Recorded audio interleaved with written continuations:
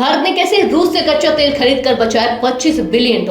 इस समय पूरा विश्व एक जंग से घिरा हुआ है और यह जंग हर तरीके से और हर मोर्चे पर लड़ी जा रही है। 2 साल पहले शुरू हुई रूस और यूक्रेन के विवाद ने वैश्विक स्तर पर तेल की कीमतों पर भारी उछाल ला दिया था।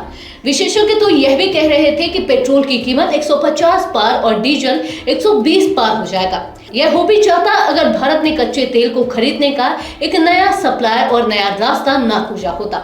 आज की रिपोर्ट में हम आपको बताएंगे कि मोदी सरकार के एक फैसले ने भारत के राजकोष में $25 बिलियन की बचत की और न सिर्फ राजकोष बल्कि आपकी जेब पर भी तेल की बढ़ती कीमतों को महसूस नहीं होने दिया।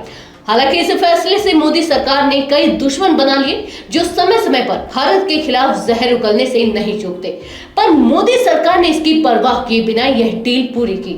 नमस्कार, मैं हूं विजय श्री और आप देख रहे हैं यूबी न्यूज। आज की रिपोर्ट में हम आपको बताएंगे कि कैसे जो पूरे विश्व ने रूस के ऊपर आर्थिक प्रतिबंध लगा रखा है, उस समय भारत सरकार ने रूस से तेल खरीदकर एक जबरदस्त फॉरेन पॉलिसी का नमूना पेश किया।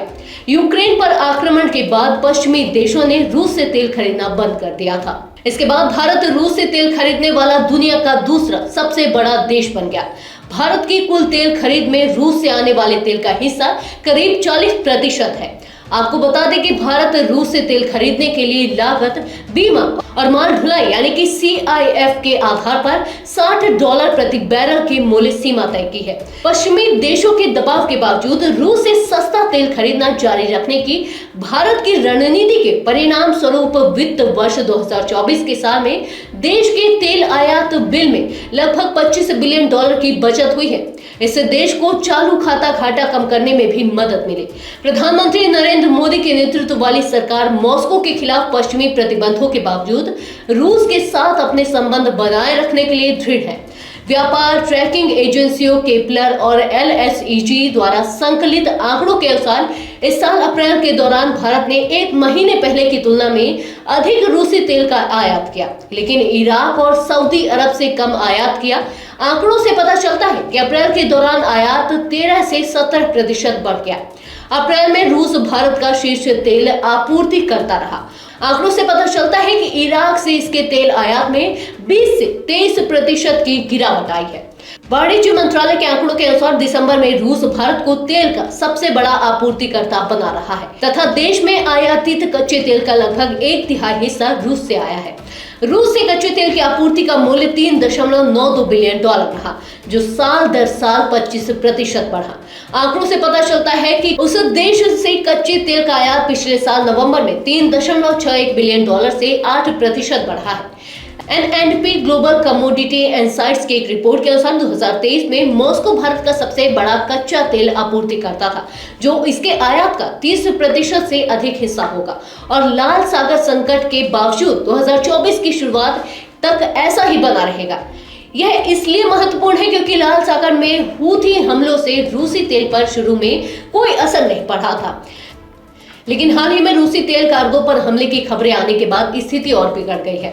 इससे जहाजों को केप ऑफ गुड होप के रास्ते अलग अलग रास्ते अपनाने पड़े हैं और व्यापारियों को लागत का पुनर्मूल्यांकन करना पड़ा है। इसी बीच भारत के विदेश मंत्री जयशंकर ने इस मुद्दे पर कई बार वेस्टर्न मीडिया को लताड़ा है, क्योंकि उनसे यह सवाल लगातार किया गया है कि भारत रूस से तेल क्यों खरीदता है। आपको इस बारे में आके विस्तार से बताते हैं। I mean, I don't want to sound argumentative, but then tell me if buying Russian gas is not funding the war? I mean, why is it's only Indian money and oil coming to India which funds, but it's not gas coming to Europe which funds? I mean, look, somewhere, I mean, let's be a little even-handed out here. And even this, look, the whole narrative that it's gone up 9 times. I mean, it's gone up 9 times from a very low base. And it was a very low base because at that time the markets were more open. Why if countries in Europe and the West and the United States are so concerned, why don't they allow Iranian oil to come into the market?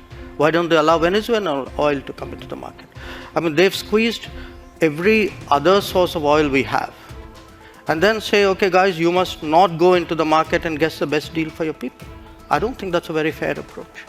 इसके पहले भारत के प्रधानमंत्री नरेंद्र मोदी ही इस मुद्दे पर भारत का पक्ष रख चुके हैं कि भारत रूस से तेल खरीदना जारी रखेगा। तो यह थी हमारी आज की खास रिपोर्ट। आपको ये कैसी लगी, अपने विचार हमसे साझा करें। इस वीडियो को लाइक और शेयर करें, साथ ही चैनल को सब्सक्राइब करें। यूबी न्यूज आपके लिए लाता रहेगा देश विदेश से जुड़ी ऐसी ही तमाम खबरें। तब तक के लिए धन्यवाद।